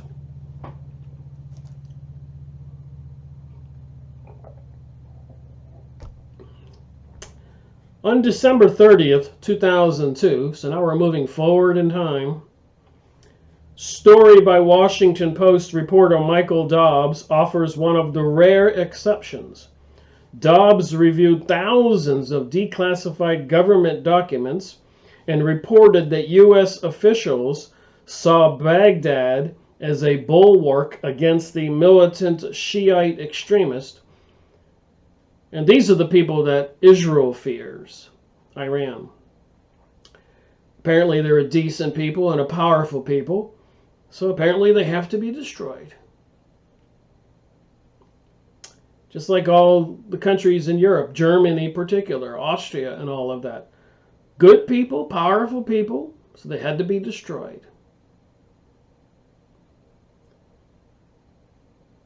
The fall of the pro-American states such as Kuwait, Saudi Arabia, and even Jordan. A Middle East version of the domino theory in Southwest Asia. So just think about that. The overthrow of countries and the death going on in Africa, Asia, Western Europe, Eastern Europe, North America, Central America, South America. The world has had to deal with this problem for 300 or 400 years with a higher increase in intensity. Is that true or false? In the meantime, there was a Zionist government, a Zionist Congress, controlling presidents and banking systems all over the world, planning for a global world order. Think about that.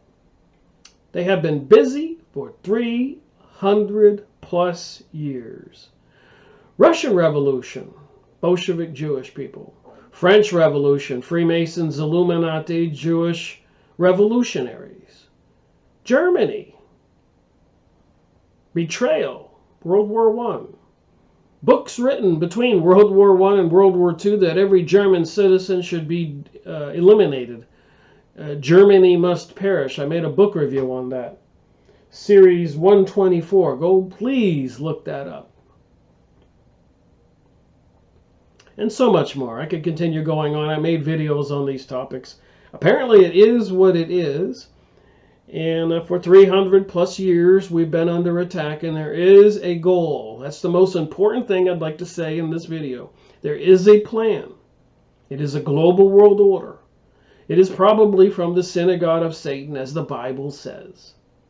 Mystery Babylonian religion. Apparently, according to this Masonic book I'm reading right now, it says that Jehovah is called by the Masons the great architect of the universe, also represented as the sun god. What do you think of that? So they say these secret societies are not religious. And by the way, when they put the symbols on things like the obelisk in our city squares, Osiris, the god of the underworld, Hades, the obelisk in our city parks and squares, they say the symbols are signs of ownership. The pyramid on the back of the dollar bill with the all-seeing eye is the mystery religion of Babylon, the synagogue of Satan, Lucifer, is the sign of ownership. Remember, they took over the USA money supply. So those symbols are signs for ownership. The all-seeing eye and the pyramid on our federal buildings, the American seal, it's a sign of ownership. That's why they're there. And then, of course, with the sacred symbols in geometry, they do have some kind of advanced magic technology, Kabbalah magic, Zohar or whatever, that they can apparently interface with some kind of beings from the underworld or other kinds of interdimensional entities. And this goes way back. There's plenty of books written about ghosts and demons, and even Jesus performing miracles and prophets throughout history, oracles, mediums, channelers. There's no shortage of information. The books I've gone over about shamans taking ayahuasca drug, which apparently they take some kind of peyote or ayahuasca, which has some DMT in it, some kind of molecular chemical. And apparently it messes with your pineal gland so that you can see this other reality. And also remember, there's plenty of books about after-death experiences and out-of-body experiences. I've had one of those experiences. I've told it in previous videos. So we are spiritual beings in these biological bodies. We don't live forever. And according to Edgar Cayce and a lot of other material out there, there's something called reincarnation. So we are here now. We are under a situation now. We're in a predicament now. We're under threat now. This is a one-in-a-lifetime opportunity to do something now. To stand up and be the person we all wanted to be and say, no, that's wrong. You shouldn't be bringing these wars and creating a situation where Iraq and Iran kill millions of each other because you want their oil. Or kill American presidents, John Kennedy, because you want to control the money supply, or Abraham Lincoln, because you want to control the money supply and keep your secret society secret. Install puppet presidents and fool the people and making them believe they actually voted for somebody, bringing us crazy choices like Hillary Clinton and Donald Trump in the last 2016 election. It ought to be bizarre in 2020, a year from now. I wonder if we'll wake up. I wonder if they'll shut down the grid like this document I have here says and herd people into the FEMA camps and be able to monitor everybody with this vast surveillance system that's now in place. Seems like they're setting up something. All right. That was enough to turn Hussein into a strategic partner, and the U.S. diplomats in Baghdad to routinely refer to Iraq forces as the good guys, in contrast to the Iranians who were depicted as the bad guys.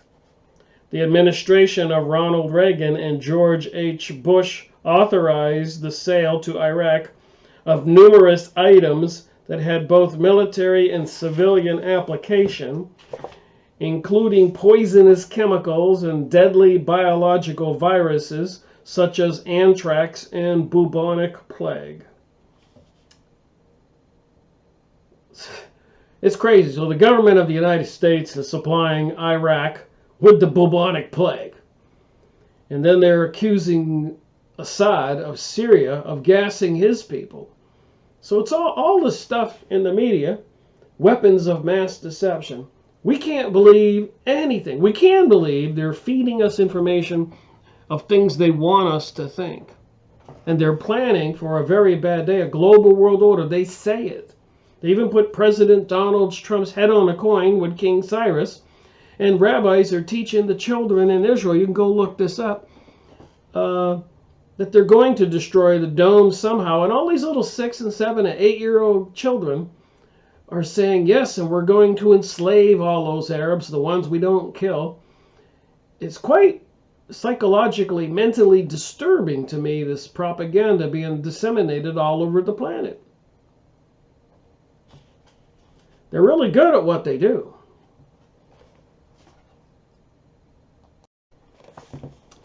Well, continuing on, it does seem like this new computer does a good job of video capture.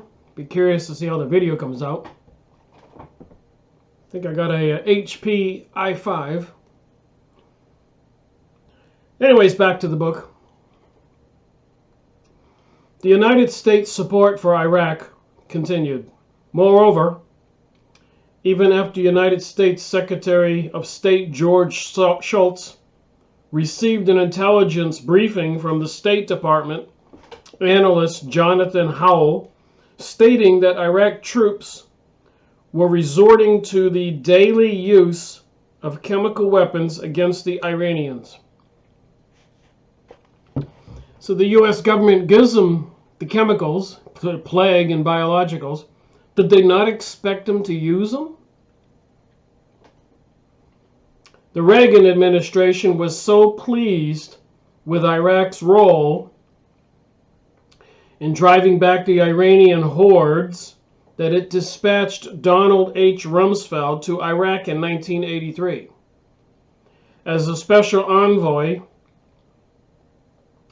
to the Middle East, where he shook Saddam's hand and pledged that the United States would regard any major reversal of Iraq's fortunes as a strategic defeat for the West. So they wanted Iraq to continue to use those biological weapons, and said that Washington was ready for a full resumption of diplomatic relations.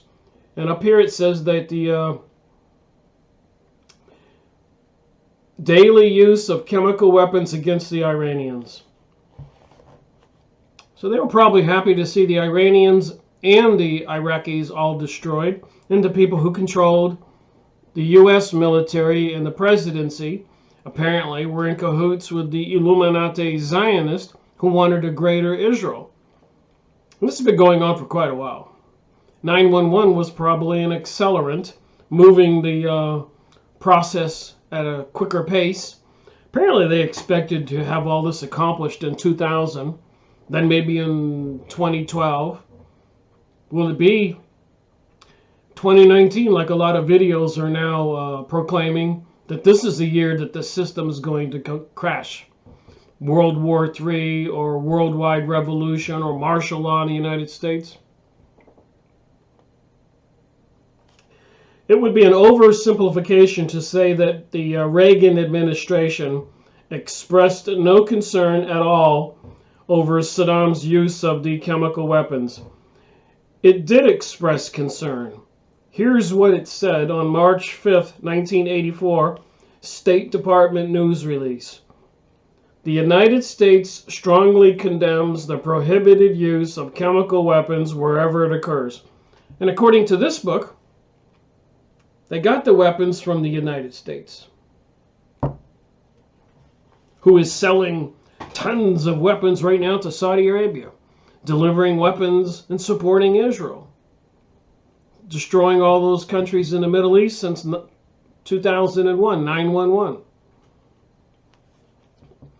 So do you think we're going to get Albert Pike's prophesized World War III?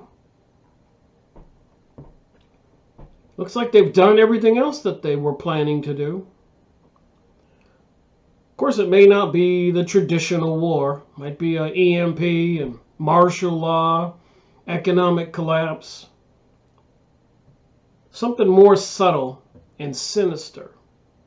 We the people won't probably be able to do anything about it. They'll probably proclaim, because of social unrest, that everybody needs to turn in their weapons. They'll have the advanced AI, artificial intelligence systems online. They'll be listening to everybody what they say in their homes. By then, maybe everybody will have an iPhone or an Echo or a Siri or a Google or a smart TV or smart car.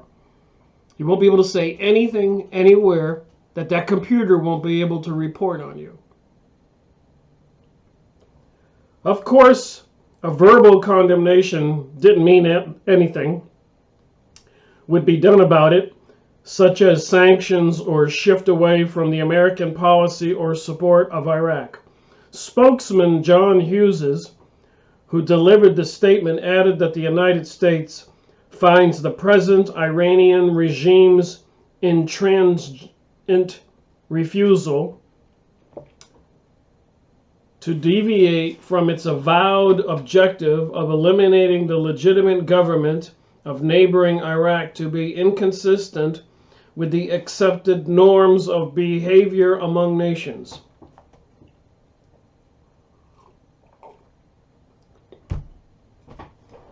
In other words, back when Saddam actually started gassing people, his government was considered legitimate.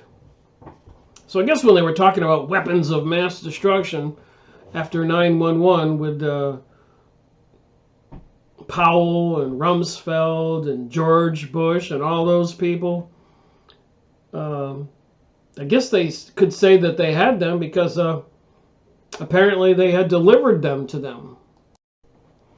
All right, continuing on. So it says here, in other words, back when Saddam actually started gassing people, his government was considered legitimate. And Iran's attempt to achieve what the current Bush administration has called regime change was inconsistent with the accepted norms of behavior. Similar statements came from leading U.S. newspapers. Privately, some officials were less harsh on the Iraqis, noted the Washington Post report on the Reagan administration's March 5 news release. The Post added that it was not surprising that Iraq would use gas given the ferocity of their Iranian enemy. The ferocity of the Iranian enemy? A few days later, the Post editorialized that it would be arbitrariness to sanction one form of warfare and not another.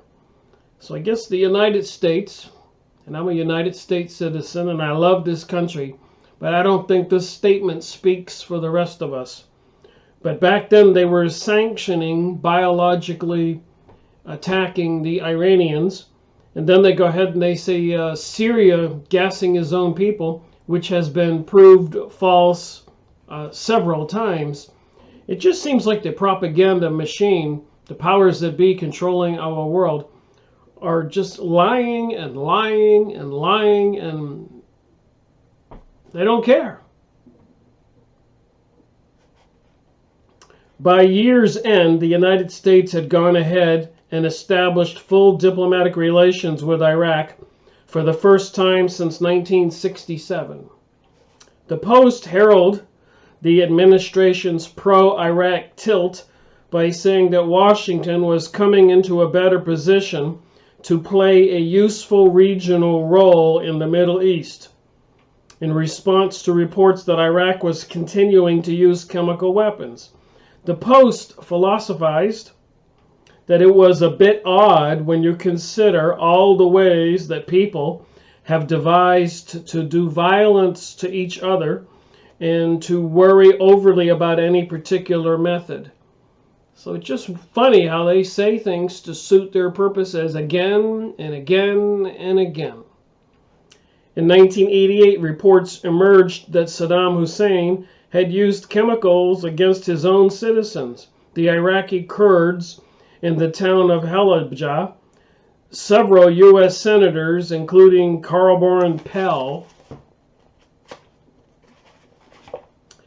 Rhode Island, and Al Gore, Tennessee, and Jesse Helms, North Carolina, introduced the Prevention of Genocide Act in 1988, 3 years before 2001. And right now, apparently, with this weather warfare and other kinds of technologies being used against the people in the United States and the world, directed energy beams and these fires and heavy metals being sprayed from the planes, which is highly flammable, and the preparations for a global world order. And then you read about this stuff in 1988, 3 years before 2001. These people have been busy for a long time. If anybody disagrees with that, there's a comment section. I know, people will say, "Oh, Rick, you're a hater." The trolls will say that. Or you're a Jew hater, anti-Semite, or a Christian hater. You're not supporting the New Age propaganda, pansexualism. You're a patriotic nationalist. You need to be imprisoned. You need to be a globalist. The people need to be under surveillance and control because they're using too much resources, bringing about too much CO2, causing climate change. The aliens thinks there's too many of us on the planet. Ask Paul Heliard of Canada. Watch his videos. You got to pay attention to the details when these people speak. You can catch them in certain acts. And a lot of these other videos on YouTube that really some aliens came and made us. That there's no such thing as God or religion. People are buying this stuff, hook, line, and sinker. But that's not even, to me, the big question or the battle. The battle is these people are planning a global world order, and it's not going to be a good thing for we the people all over the planet. And if I'm trying to promote anything, I'm just trying to promote that thinking. We need to wake up. We are under attack. The other details are moot, needless arguments. We are under attack, and we need to stop it. If you happen to believe in God like I do, you need to pray. If you don't believe in God, you still need to wake up and fight for what is right. Generations from now will tell the story. Who did what? Who buried their head in the sand? Who was afraid? Who was a coward? Can you imagine we only live a short period on this planet? Then we wind up back in the spiritual world. Call it standing before the pearly gates and St. Peter comes to get you. And he goes, "What's your story?" "Yeah, we had a very interesting thing going on planet Earth." "What did you do?" "Nothing." "Did you help the enemy? Did you fly one of those jet planes and machine gun a bunch of Arabs?" Be a precarious situation to see what people have to answer for when they leave this planet. A lot of people, it won't be too good. I believe that we're spiritual beings in these biological bodies. There's too much evidence. All right. So these guys, Al Gore, Jesse Helms, tried to pass some legislation for its continuing use of chemical weapons and for other human rights violations. The act passed in the Senate unanimously, but the Reagan White House launched a campaign to turn it back and succeeded in killing the bill with the help of its allies in the House of Representatives. So everybody praises Reagan. He seems to be clearly a controlled president. I think even Obama had his puppet masters, just like President Donald Trump. These people really do not run the show, so it seems, and they use the media, weapons of mass deception. Go get this book. I don't want to try doing an audio book. I'm only reading from a couple pages and throwing in my 2 cents. You can get an idea. This book is full of disinformation. Branding America, War is Sell, True Lies. These are some of the chapters in this book. Double Speak, The Uses of Fear, The Air War,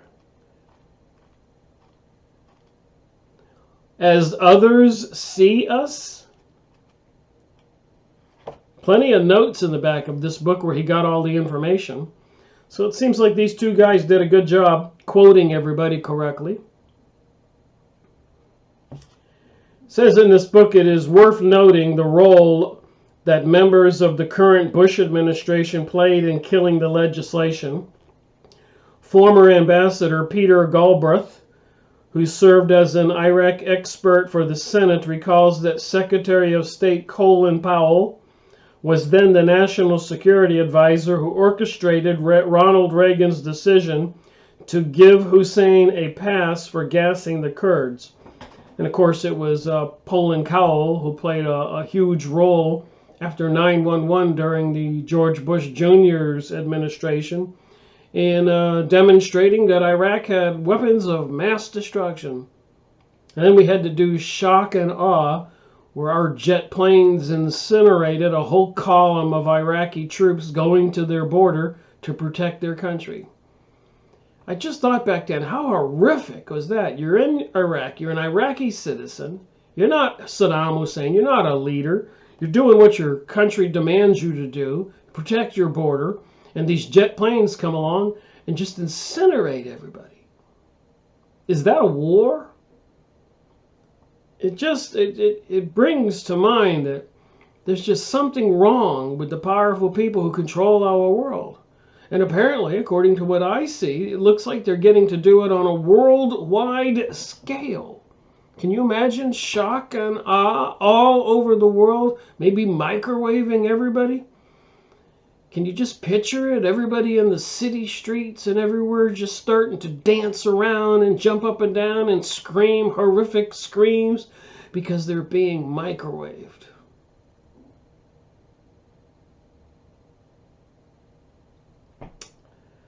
Dick Cheney, then a prominent Republican congressman, now vice president and the Bush administration's leading Iraq hawk, could have helped the sanctions legislation, but did not. In the fall of 1989, 9 months before Iraqi's invasion of Kuwait, then President Bush overrode the objectives of officials in 3 different government agencies and signed a top-secret directive ordering closer ties to Baghdad, opening the way for $1 billion in new aid to Iraq. And remember, during World War II, billions upon billions of aid, supplies, tanks, guns, weapons, food, everything, even blank plates, you could print your own money, to Russia during World War II. And then, of course, after World War II, up till 1991, we were in a Cold War. These people have been busy, I keep saying.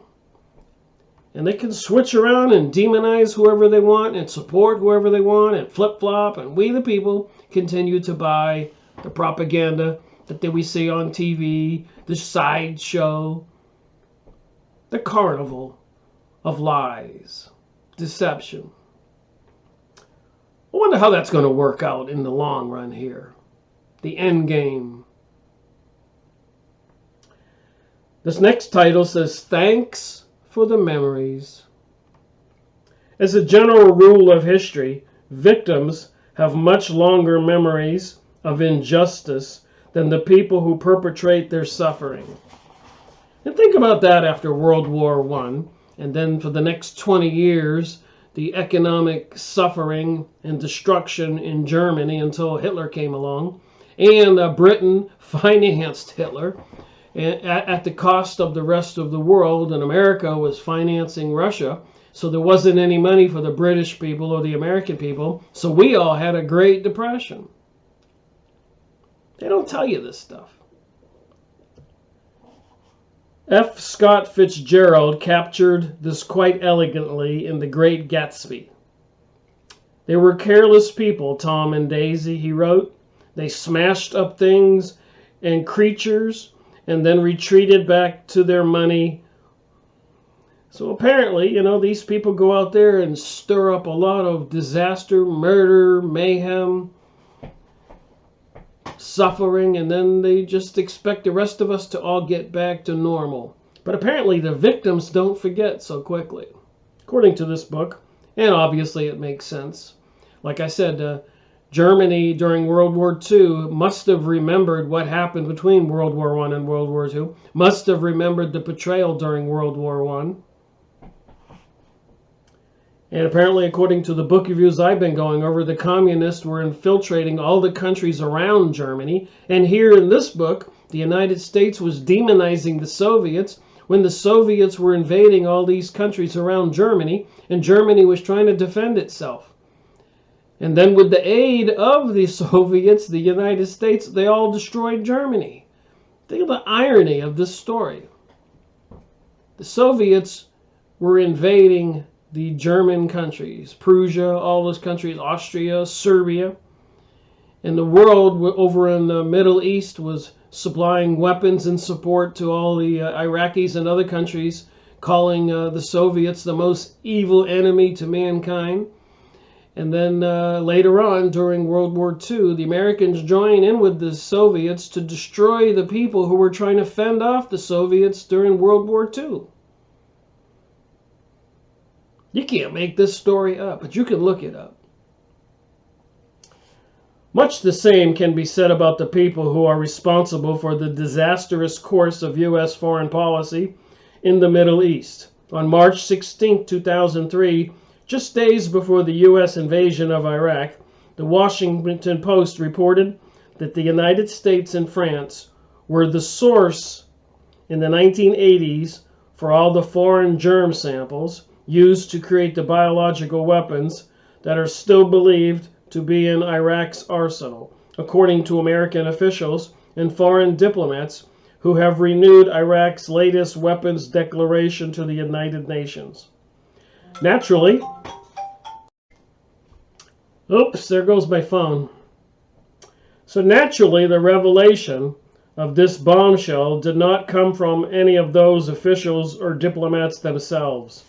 The bioweapons declaration was obtained by Gary Pitts, a Houston attorney representing veterans of Operation Desert Storm. Pitt's clients suffer from the Gulf War syndrome and believe that their illness may have been caused by exposure to chemicals or biological weapons from Iraq's arsenal. So there's part of the story of this book. Nice big thick book. Seems to be well written with a lot of material that I think every American should know, everybody in the world should know. These people who are bringing us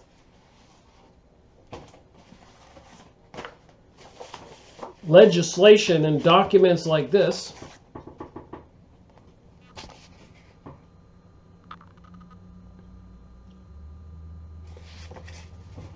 and passing all these laws to prepare for a national emergency, taking over transportation, industry, resources, water, everything, instituting martial law like they do during world wars. So they have all the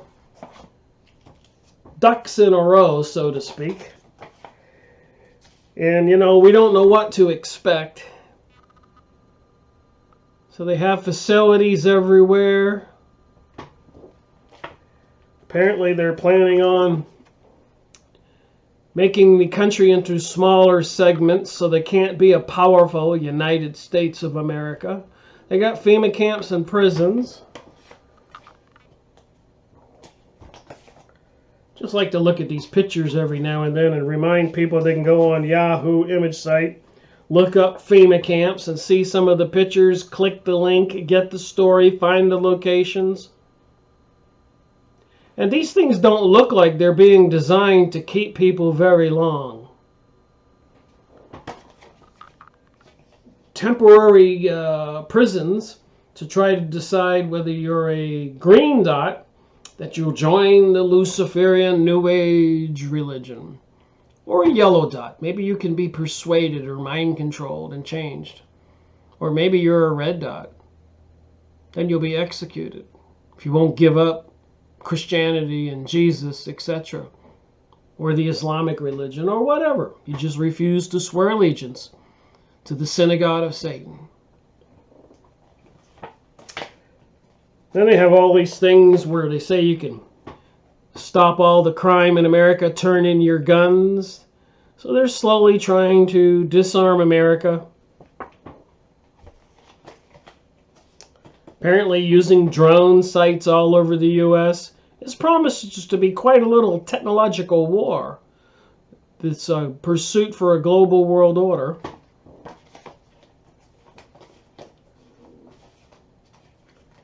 You can find these pictures on Yahoo image site. FEMA camps confirmed. So anyways, you saw me read from that book, Weapons of Mass Deception. Go try to find it, buy it. Only read from a couple pages. Thank you for watching my video. Rick Merico reporting.